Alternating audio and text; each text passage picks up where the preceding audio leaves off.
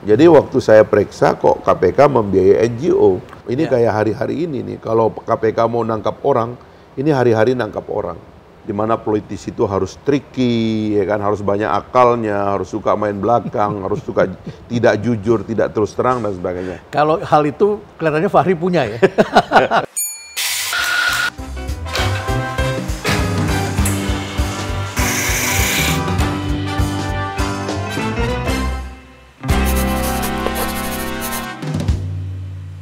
Fahri Hamzah. Siap. Selamat datang di Rumah Perubahan. Terima kasih, Prof. Untuk pertama kalinya. Iya. Mudah-mudahan. Sudah lama saya baca tentang tempat ini, tapi baru sekarang bisa ke sini. Dan ada kesamaan katanya. Senang piara kuda. Masih ada kuda-kudanya? Di kampung. Oh, di kampung. Ya. Anak saya sangat senang berkuda. Dia ada les sampai 3 kali seminggu. Sampai kuda. sekarang? Sampai sekarang. Anak-anak yang mendorong kita untuk akhirnya. Yang jelas beda kudanya dengan kudanya Pak Prabowo. Lebih murah. Lebih murah. Kalau kuda Pak Prabowo itu keker dan gagah, gitu ya. Iya, kuda Baik. politik. Kuda politik. Karena dikasih hadiah sama Erlangga kemarin. Oh, dikasih hadiah sama Erlangga kuda. Iya, kuda. Wah, tepat sekali. Itu dia. Fahri Hamzah. Tiba-tiba dunia persilatan di parlemen sepi. Biasa kita mendengar gegap gempita dan arunan suara yang khas dan kemudian ramai sekali pro dan kontra. Tiba-tiba kita tidak melihat lagi di parlemen. Apa yang terjadi? 2014 saya dilantik sebagai pimpinan Dewan. Ya. Kemudian 2015 kebetulan di dalam tubuh partai ada goncangan ya karena ada perbedaan pendapat lah waktu itu. Akhirnya 2017 atau 2016 saya dikeluarkan dari partai. Dikeluarkan dalam artinya sebenarnya? Dipecat tanpa alasan lah, dianggap tidak loyal begitu. Nggak tahu juga apa sebabnya. Dan itu geger? Ya geger, tapi saya berhasil memperjuangkan untuk pertama kali dalam sejarah bahwa anggota Dewan itu tidak perlu berpartai. Kalau dia sudah dipilih rakyat. Dipilih oleh rakyat, ya, jadi tidak bisa di-recall. Nggak bisa di-recall. Nah itu saya fight dan sebenarnya itu jadi jurisprudensi. Sehingga kalau orang memakai dokumen hukum yang saya buat untuk melawan otoritas partai politik itu sebenarnya orang itu kalau sudah berbeda pendapat dengan partai ya dia jadi anggota Dewan tetap. Karena pada dasarnya kan dia dipilih oleh rakyat. Dia hanya dicalonkan oleh partai politik seperti wali kota, gubernur, bupati, dan presiden. Presiden Jokowi tidak bisa dipecat oleh partainya meskipun dia dicalonkan oleh partai karena dia dipilih oleh rakyat. Harusnya itu berlaku kepada anggota Dewan. Dia dicalonkan oleh partai politik tapi dipilih oleh rakyat sehingga dia tidak boleh dijatuhkan. Dan Anda pernah membawa ke proses hukum ya? Iya, dan saya menangkan. Dan menang. Sampai di atas saya menang, sampai Mahkamah Agung. Dan kalau tidak salah dapat ganti rugi besar. Iya itulah. Cuman ya partai politik katanya kesulitan atau gimana kita nggak tahu. Tapi memang itu serius karena satu proses untuk memberikan pelajaran kepada partai politik bahwa wakil rakyat itu bukan peternakan partai politik, tapi dia adalah wakil rakyat yang harus berbicara sesuai aspirasi rakyat. Sesuai dengan aspirasi rakyat. Bukan aspirasi partai politik. Itu yang kita sering perdebatkan gitu. Tapi saya menang dan harusnya itu jadi jurisprudensi sebenarnya, Prof. Kalau begitu sebetulnya anggota Dewan yang punya masalah, dia juga bisa berjuang dong untuk mempertahankan dirinya walaupun dia punya masalah. Katakanlah ada yang main judi slot kemarin anggota Dewan itu dipecat karena apa atau hilang dari DPR karena dipanggil Tuhan. Karena dipanggil hukum. Masuk penjara. Karena dipanggil peristiwa etik. Oh, peristiwa etik. Atau mengundurkan diri. Gitu. Nah, hanya alasan ini yang dibenarkan untuk memberhentikan anggota Dewan. Tapi kalau orang tidak punya masalah hukum, tidak punya masalah etik, tidak melakukan pelanggaran apapun, dan dia tidak mengundurkan diri, dan dia tidak meninggal, ya dia harus tetap di situ, karena rakyat minta dia tetap di situ. Anda ini kan sekolahnya Fakultas Ekonomi. Ya. Sampai hatam sekali masalah hukum ini. Junior, ya. Angkatan berapa, Fahri? Masuk 92. Masuk 92. Jadi saya masuk 92, Prof. Renal kan 93 baru selesai di Illinois S2-nya. S2-nya. Baru selesai itu. Ya. Ya, betul. 92 Ibu Sri Mulyani selesai S3-nya Ya, di Urbana. Betul sekali. Dia balik, murid pertama bimbingannya saya dari kampung halaman. Ilmu ekonomi, Iya. tapi paham hukum. Ya, baik. Lantas bersama teman-teman dari PKS mendirikan partai baru. PK namanya waktu PK. itu. Ya. Partai Keadilan. Partai Keadilan. Ya. Ya. Kemudian mendirikan partai baru. Tidak lolos threshold. Ya, Partai lalu Keadilan itu. mendirikan Partai Keadilan Sejahtera. Ya. Nah, dan setelah itu terjadi peristiwa 2016, 2017. Ya. Konflik. Anda keluar dari dan situ. Saya dipecat. ya. Tapi saya tetap sebagai anggota dewan sampai berakhir 2019. 2019 banyak partai minta saya maju. Semua partai lah hampir. Anda tidak ikuti. Saya bilang saya mau pensiun, saya mau lihat keadaan dari luar dulu. Karena saya merasa kita perlu reform Ya. dalam cara kita melihat partai politik dan kritik kepada partai politik ini. Oke. Nah, itulah yang kemudian mengantarkan saya dan teman-teman membuat partai namanya Gelombang Rakyat. Apa bedanya dengan PKS yang Anda tinggalkan? Atau Anda merasa tadi Anda menyebutnya dipecat di sana? PKS itu sekolah, Ya, dia itu ruang kelas. ruang kelas. Ya, sehingga memang tidak ada kebebasan di ruang kelas. Jadi hanya mereka yang sekolah di situ yang bisa sulit. masuk dalam kelas Ya, itu. jadi standar moralnya terlalu tinggi, standar wawasan yang dikehendaki dan dibolehkan juga Penampilan. terbatas, hierarki terlalu hebat, ada otoritas yang sangat konservatif yang membuat kita tidak bisa bebas untuk mengartikulasi gagasan, sehingga nggak ada orang besar, nggak mungkin muncul pemimpin, karena pemimpin itu kayak dijatah gitu. Kamu besok, kamu dan seterusnya begitu. Nah, padahal manusia kan tidak begitu. Jadi Dan partai- orkestrasi internal Ya, yang kuat di sana. sangat kuat Ya. gitu. Ya bisa dibilang monolitik dan otoriter ya. Sementara kan partai politik itu harus dipersepsi sebagai lembaga di ruang publik dan harus menyesuaikan diri dengan etika publik. Karena kita menuju negara, menuju publik gitu. Nah, itu yang akhirnya gagal di exercise sehingga kemudian waktu saya dipecat sebenarnya alasan saja karena kita mulai mengeksersis gagasan publik gitu. Dianggap tidak menghormati aturan internal dan sebagainya. Tapi ya akhirnya itu tadi ada otoritas di belakang layar yang menghendaki kita harus disingkirkan. Jadi itulah kesalahannya saya kira. Fahri, ini menarik sekali karena sekarang Gelora ini masuk dalam koalisi Indonesia Maju. Ya, Betul ya? ya betul. Masuk di situ dan mendukung Pak Prabowo. Betul. Kemudian Anda pernah mengatakan Prabowo tak tertandingi. Ya. Ya. Apa basisnya? Apa reasonnya? Saya kira ya tidak sulit menjelaskan ke Prof. Renal karena ini soal manajemen.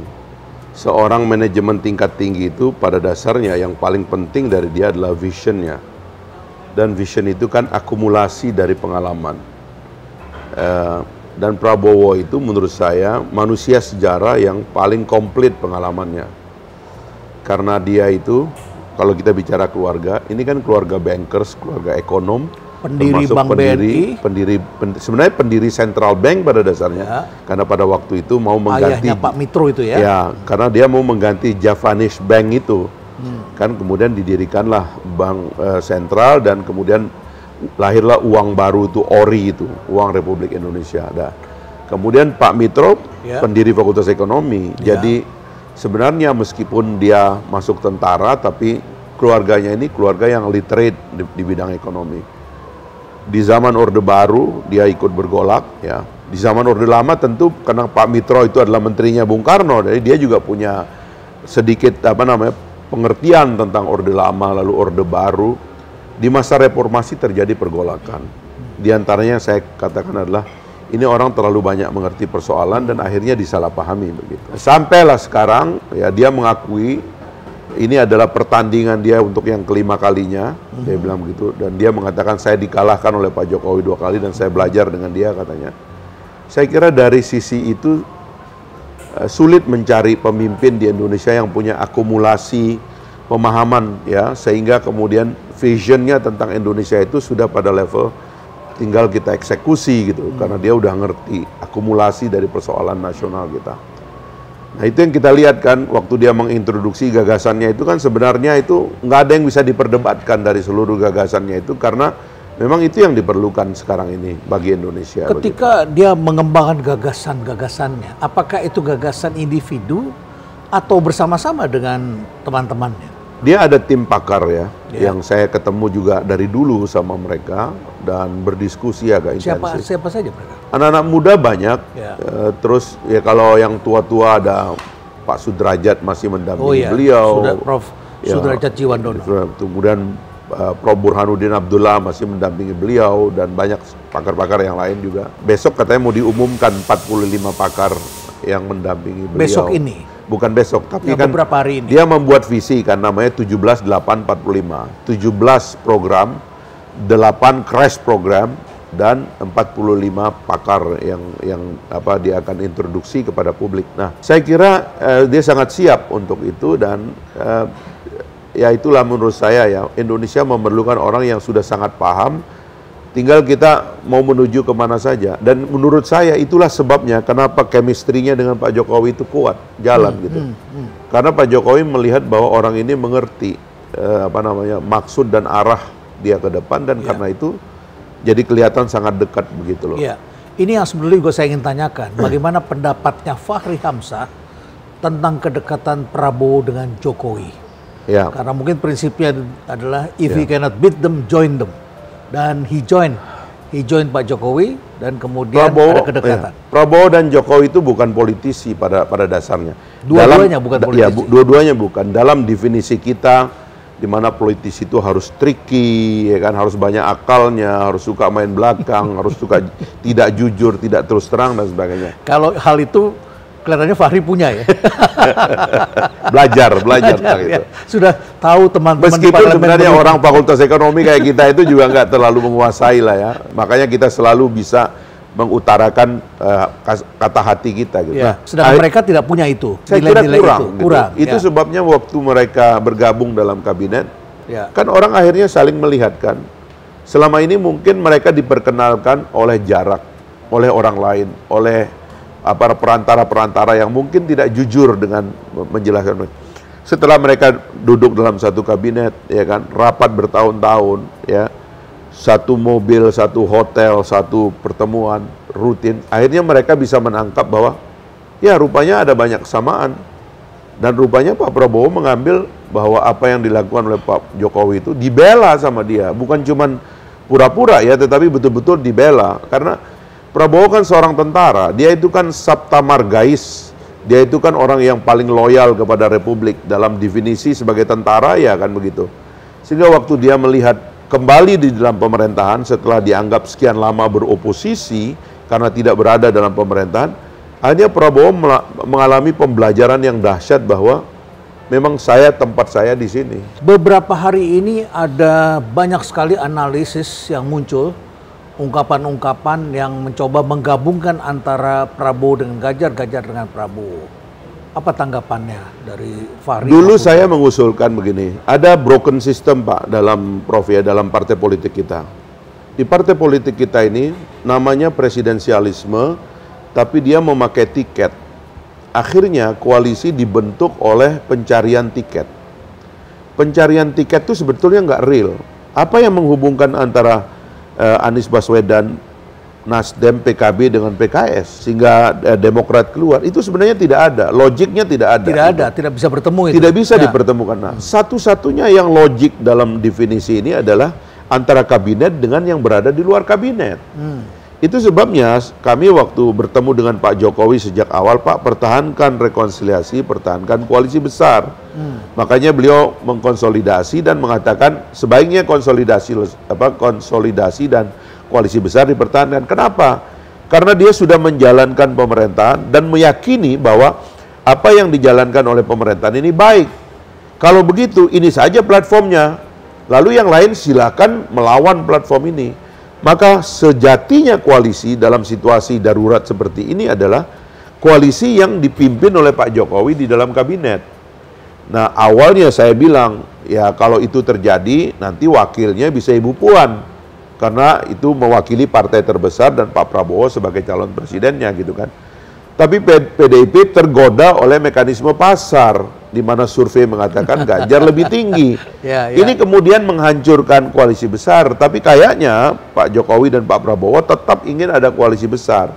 Sehingga yang di luar sana, ayo lawan ini kabinet, lawan pikiran kabinet gitu. Itu juga sulit. Bagaimana caranya Anies Baswedan bersama dua partai politik yang masih berada dalam kabinet, yang sampai hari ini menyetujui apapun kebijakan kabinet, bahkan sebagian dari menterinya adalah kabinet yang terkait langsung dengan peristiwa-peristiwa penting, pembebasan lahan, terkait hutan dan sebagainya, tenaga kerja, ada dalam kabinet mewakili partai yang mencalonkan Anies Baswedan. Bagaimana mau menjadi oposisi? Anda maksudkan Nasdem misalnya? Nasdem dan PKB. Nasdem dan PKB. Ya. Nasdem masih ada Menteri Kehutanan di situ. Ya. Masih ada Menteri Pertanian. Ya. Di PKB ada Menteri Tenaga Kerja. Ya. Ada Menteri Desa dan sebagainya. Nah, jadi ada kesulitan gitu loh. Nah, sekarang karena itu dalam transisi, makanya saya bilang ke Pak Prabowo, mari kita reform sistem ini ke depan supaya jangan anomali ini terus terjadi. Sekarang ini membingungkan. Kita nggak ngerti kenapa partai itu bersatu, kenapa juga berpecah. Tidak ada alasan bersatu, tidak ada alasan berpecah. Karena desain dari sistem partai politik dan sistem ketatanegaranya tidak matching gitu. Dan itu terjadi selalu ketika ada transisi, selalu ada terbelah-belah lagi seperti itu. Terbelah dengan dasar yang tidak jelas. Sebenarnya kan kalau kita mau menyepakati sistemnya, kan sudah presidensialisme. Berarti harusnya tidak ada tiket. Ya. Berarti setiap partai politik ingin menunjukkan, ini yang saya bilang tadi metode seleksi partai politik, ingin menunjukkan bahwa dia beda dengan partai lain. Maka perdebatan antara ketua umum partai nanti akan ketemu. Ternyata waktu berdebat, dia bilang, loh kita ternyata nggak ada beda. Publik akan lihat, itu orang bikin partai, nggak ada dasarnya, kata orang tuh. Akhirnya cuma dipilih satu. Ini akan terjadi seleksi. Termasuk nanti capres. Apa bedanya capres dari partai A dengan partai B? Sama-sama diambil dari pasar, sama-sama diambil dari survei, bukan kader. Nih. Tapi partai kan ingin berkuasa, berarti dia ingin menang dan harus mempunyai jago yang kira-kira akan menang. Soal ingin berkuasa, soal lain, itu di ujung. Tapi soal bahwa ada kepentingan kita sebagai bangsa untuk mengagregasi satu gagasan, mengartikulasikannya melalui satu jalur yang formil, itu ada hubungannya nanti dengan dinamika rakyat. Supaya orang tuh tertampung gagasannya tuh di para elit. Kalau ternyata elit ini sama saja dan tidak nyambung dengan rakyat, kan rakyat bingung. Kenapa kalian mesti bikin partai banyak-banyak? Udah gitu maling lagi kan?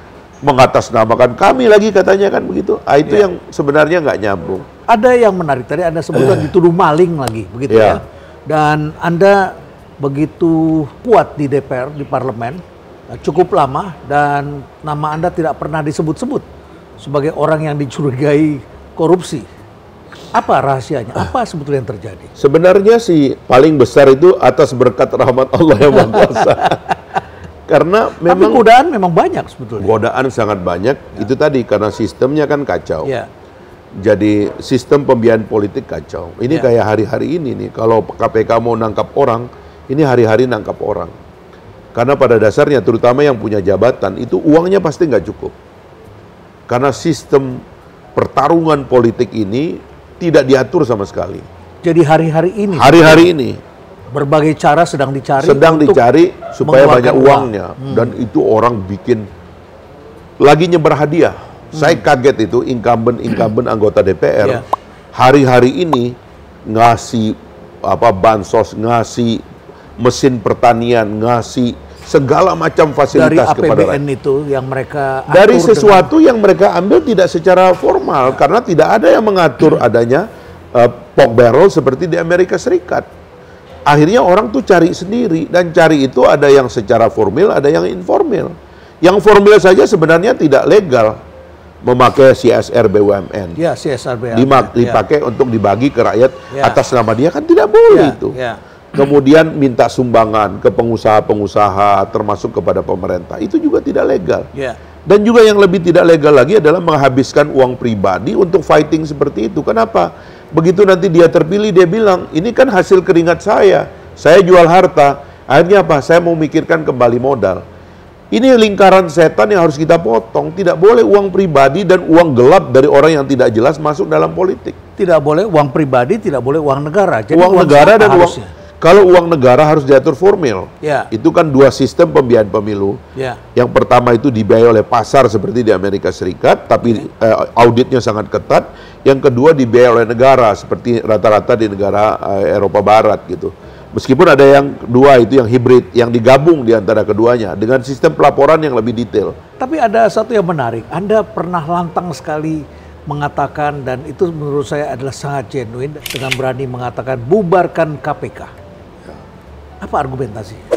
Jadi ada kekeliruan filosofis dari teman-teman yang membela KPK itu karena tiba-tiba KPK menjadi the new center of power untuk perang melawan korupsi, tapi kemudian dia bukan berorientasi memperbaiki sistem. Dia berorientasi untuk perlawanan dari masyarakat sipil. Sehingga sebenarnya muncul penyimpangan. Itu yang terjadi di banyak di banyak negara itu. Penyimpangan inilah yang kemudian nggak boleh dibiarkan gitu, karena ini merusak peradilan, merusak polisi, merusak jaksa, dan bahkan juga menghancurkan tatanan dalam birokrasi, termasuk juga dalam politik gitu. Karena akhirnya mereka ditumpangi oleh banyak kepentingan. Masyarakat sipil yang Anda maksud itu adalah NGO yang dibiayai dari Barat atau bagaimana? NGO-nya kebanyakan juga dibiayai oleh KPK. Jadi waktu saya periksa kok KPK membiayai NGO. Oh, KPK membiayai NGO? Kami stop waktu itu karena KPK membiayai NGO untuk memuji kerja KPK. Saya bilang nggak begitu. NGO itu kerjanya kritik kepada lembaga negara karena dia mewakili masyarakat. Ternyata terbalik gitu. Nah, dengan keyakinan saya cara kerja di lembaga-lembaga demokrasi, ada studi saya yang saya kasih ke Pak Jokowi waktu itu tentang Korea Selatan. Akhirnya saya berani mengatakan bahwa ini nggak boleh dibiarkan. Nah, makanya masa depan KPK itu adalah dia harus menjadi lembaga yang digabung dengan Ombudsman, dengan Komnas HAM dan lembaga lain itu sebagai lembaga komplain dia. Dia harus menjadi muara dari komplain publik dalam hal pelayanan publik. Karena penindakannya bagaimana? Penindakannya itu tetap harus diserahkan kepada polisi dan kejaksaan. Pada lembaga yang sudah ada? Pada lembaga, jadi di Korea Selatan lahir lembaga baru namanya ACRC. Tapi mereka melakukan asistensi kepada lembaga-lembaga ini. Satu kesimpulan dia yang paling penting adalah jangan sampai kita mengganggu lembaga inti. Karena kalau lembaga inti terganggu, rusak dia Pak. Polisi merasa tidak harus memberantas korupsi karena sudah ada lembaga lain. Kejaksaan merasa dia nunggu-nunggu saja karena sudah ada pahlawannya gitu. Ini yang merusak, padahal yang ada di Papua, di Aceh itu namanya polisi sama jaksa.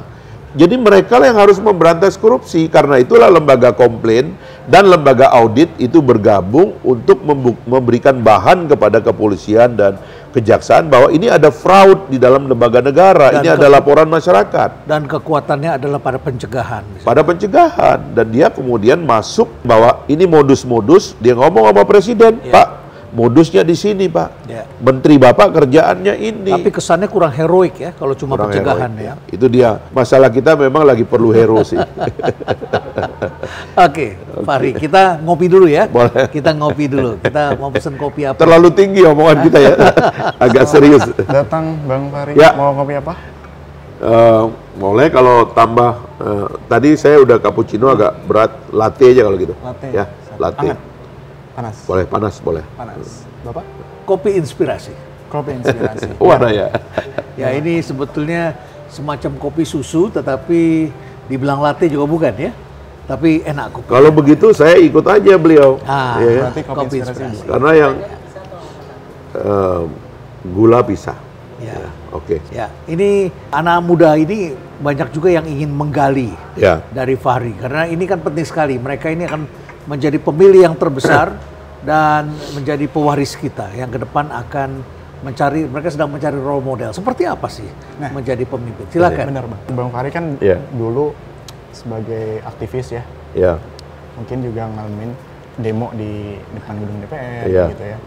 Tapi sebetulnya demo yang aktivisme zaman dulu itu, yang saat itu masih relevan nggak sih Bang dengan era sekarang nih yang mungkin masih juga nih berdemo di depan gedung DPR? Sebenarnya para dewan tuh dengerin nggak sih? Gitu? Sebenarnya kan kita ini melembagakan demokrasi dalam ruang parlemen itu kan seperti tadi saya katakan itu kan supaya absorpsi daripada aspirasi rakyat itu secara formal terlembaga gitu. Sehingga wakil rakyat itu sebenarnya kan orang-orang yang harus banyak di lapangan untuk mendengarkan ada keluhan mahasiswa, ada keluhan buruh, ada keluhan nelayan dan sebagainya. Nanti dia yang berbicara di ruang parlemen langsung dengan otoritas yang berkait supaya sambungan daripada suara rakyat itu langsung terdengar dan diadvokasi gitu.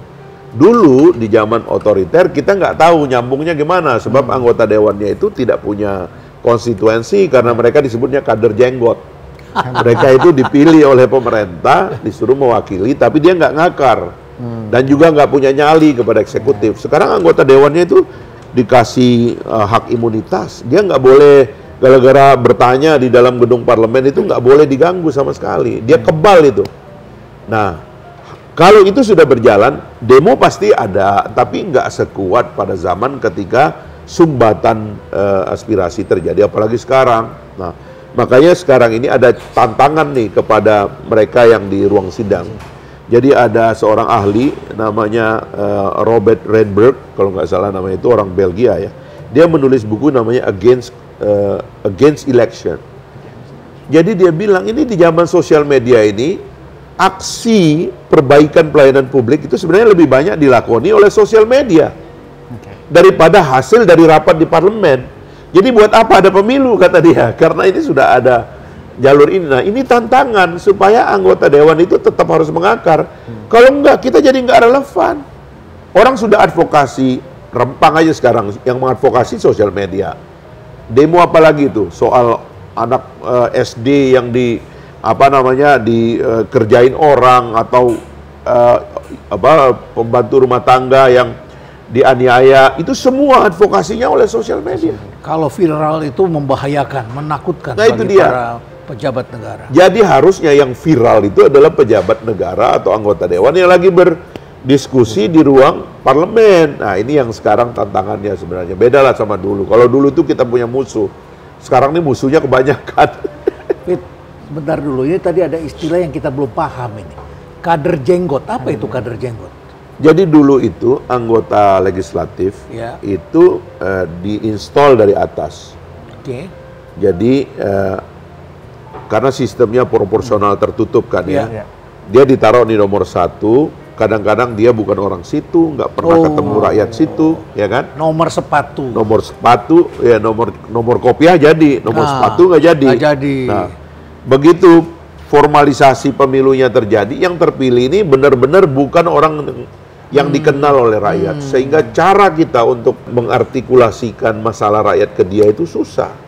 Nah makanya masa depan kita itu sebenarnya sistem distrik, jadi proporsional terbuka dengan dapil kecil, supaya satu kabupaten satu anggota dewan, karena anggota dewan itu nanti dikenal di kabupatennya dan dia yang dicari kalau ada masalah di kabupaten itu. Nah itu yang sekarang harusnya kita mengarah ke sana supaya orang nggak boleh nutup diri lagi. Tapi Pit, ini masalahnya kan partainya banyak ya, terkenalnya tuh ya. Gimana itu? Banyak banget. Nah sebenarnya Prof, itu kesalahannya. Kalau dalam demokrasi itu sebenarnya partai itu tidak penting. Yang penting itu orang terpilih atau tidak. Gitu loh. Karena itu pengajuan orang sebenarnya bukan berbasis kepada partai. Tapi apakah orang itu dikenal oleh rakyat bahwa dia itu memang membela rakyat. Pejuang rakyat. Bukan gitu ujuk-ujuk karena karena dipaksa terkenal oleh partai politik harus ada di situ, lalu partai membesar-besarkan kampanyenya, partai terpilih, orang itu ikut terpilih. Harusnya nanti, makanya di dalam sistem di negara demokrasi yang agak mapan kan, di awal tahun 50-an kita kan pernah ada calon individu. Jadi saya tidak perlu partai politik, saya datang aja kepada rakyat, minta KTP sekalian banyak, saya mau maju di kabupaten ini untuk menjadi anggota DPR pusat. Dan rakyatnya bilang, satu orang ini aja kalau ada di Senayan, ini penting bagi kita. Dikirim dia satu orang. Nggak ada parliamentary threshold. Sehingga orang itu ada di Senayan, ternyata dia lebih hebat daripada ratusan orang. Bisa terjadi harusnya. Nah ini yang didistorsi oleh partai politik yang harusnya nggak boleh dibiarkan. Karena rakyat ingin milih orang yang betul-betul kelihatan bisa membela kita.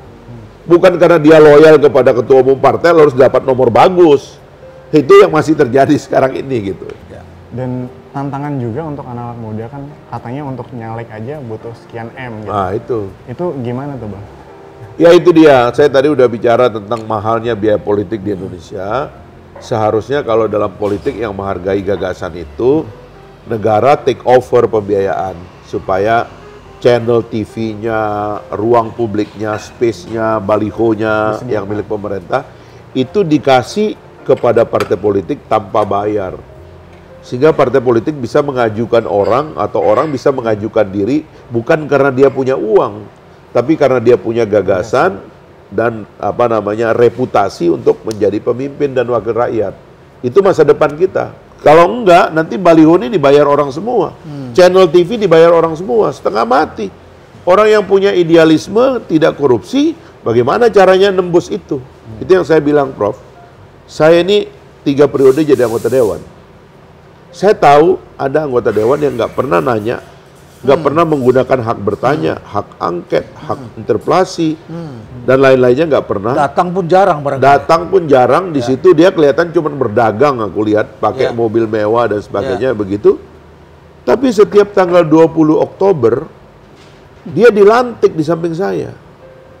Kan pertanyaan saya, bagaimana kawan ini bisa dilantik? Rupanya dia, satu, partai politiknya disuruh taruh nomor bagus. Yang kedua, orang itu kirim bantuan terus ke daerah. Dan jadi ada daerah-daerah tertentu. Dia tidak pernah kerja, tetapi dia bisa mendapatkan dukungan karena dia membiayai. Dan sebagian dari masyarakat kita sudah diracuni dengan kata-kata seolah-olah kerja itu kalau dia ngirim bantuan. Padahal ini kan masalahnya gini, anggota dewan itu harus memastikan kalau kita punya 100 triliun uang, 100 triliun itu jatuh ke rakyat. Bukan enggak, dia ngambil tuh 100 triliun, yang 90 triliun dikantongin, 10 triliun dikasih ke rakyat. Kan itu akhirnya yang terjadi kalau rakyat diracuni dengan sumbangan-sumbangan yang turun ke daerah. Orang itu nggak pernah ada di sana gitu. Apalagi ada daerah yang ada sistem noken, Prof. Diwakili oleh kepala suku dan lain-lain. Akhirnya betul-betul orang itu tidak mengakar. Ini tantangan dari demokrasi kita ke depannya. Kita mesti jawab, Papua sebenarnya harus kita selenggarakan demokrasinya seperti apa.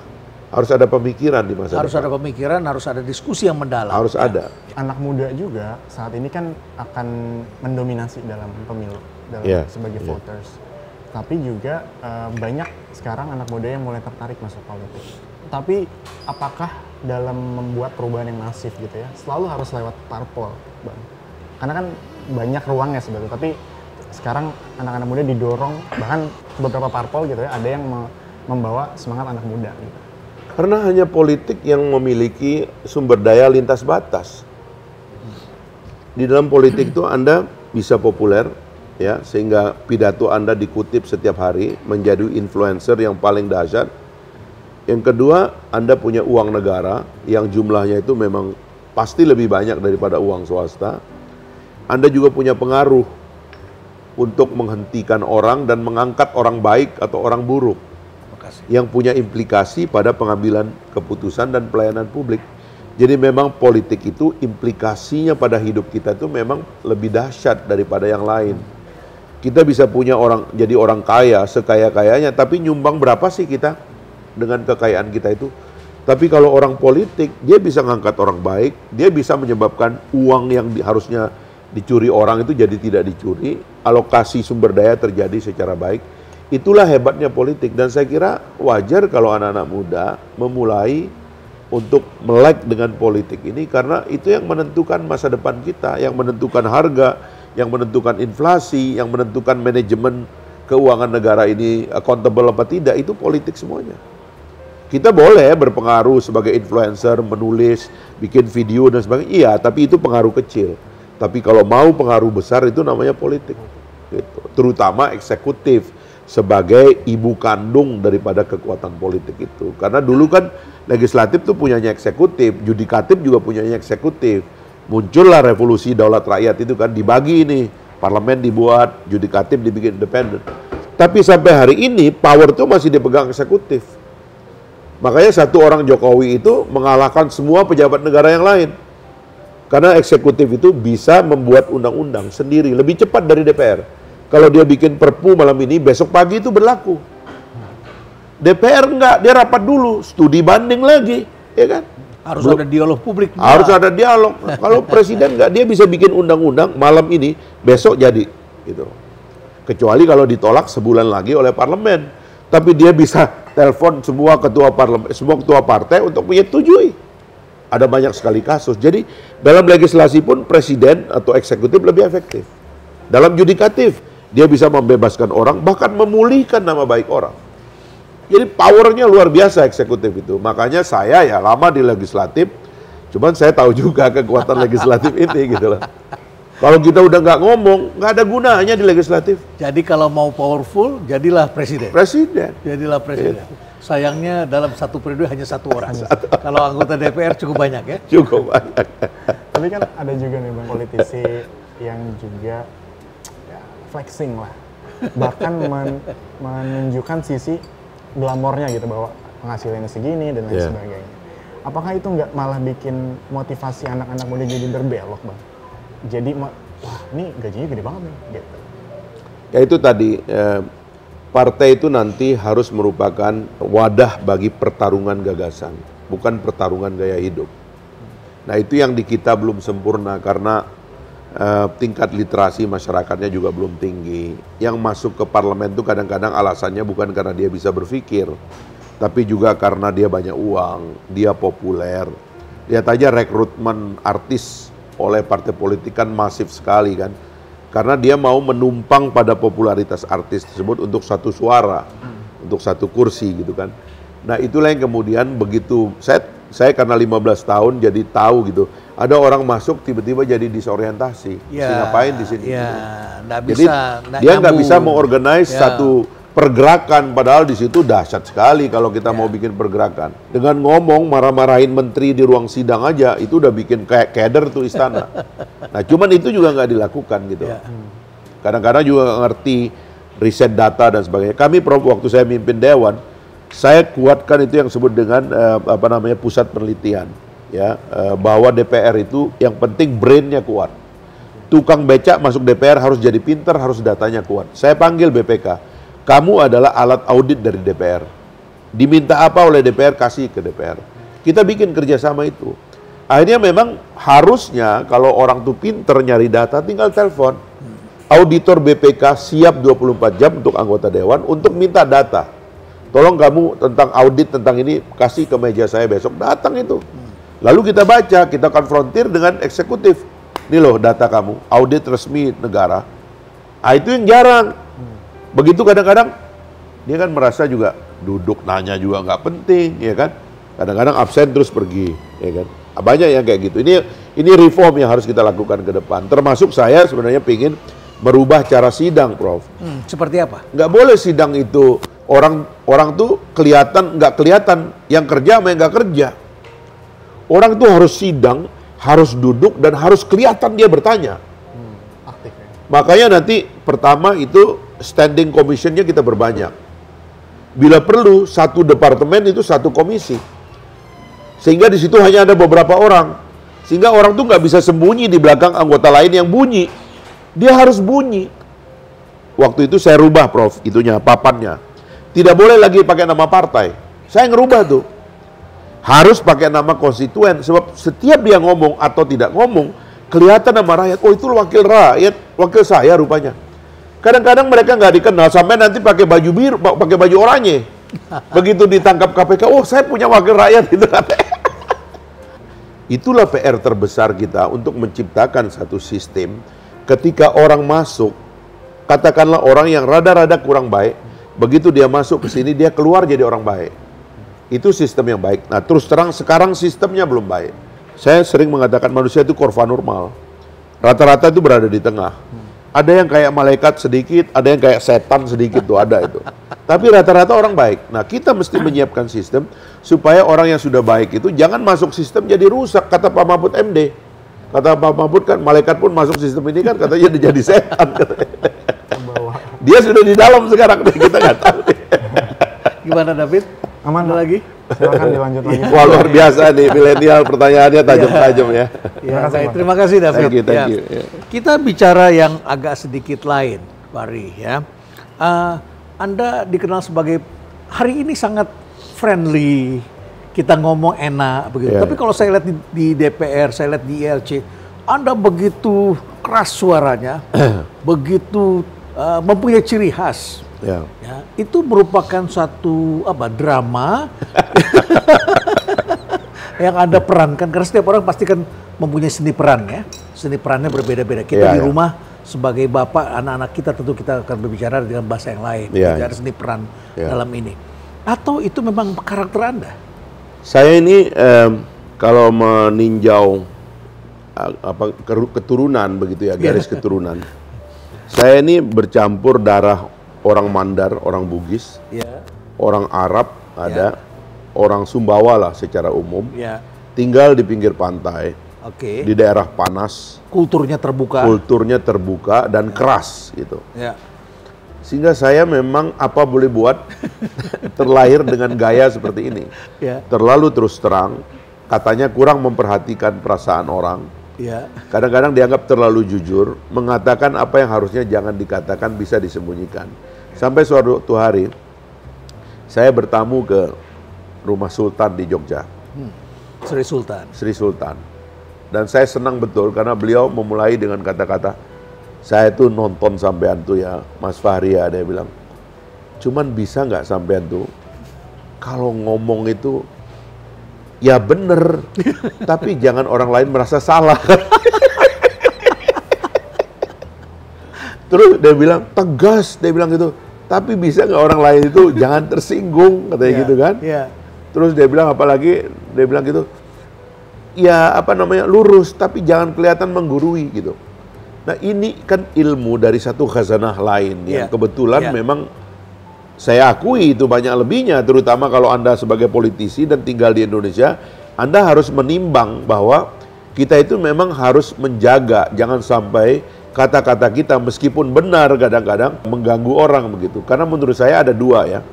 Yang paling ideal adalah orang yang mengatakan yang benar, tetapi orang lain menangkap dan menerima kebenaran itu tanpa beban. Di bawah itu adalah orang yang mengatakannya yang benar, tapi orang menangkapnya tidak baik. Tapi ada orang yang paling jelek menurut saya, dia mengatakan yang tidak benar. Dia menyembunyikan. Menyembunyikan hanya untuk membuat orang lain senang. Menurut saya tidak. Itu manipulasi.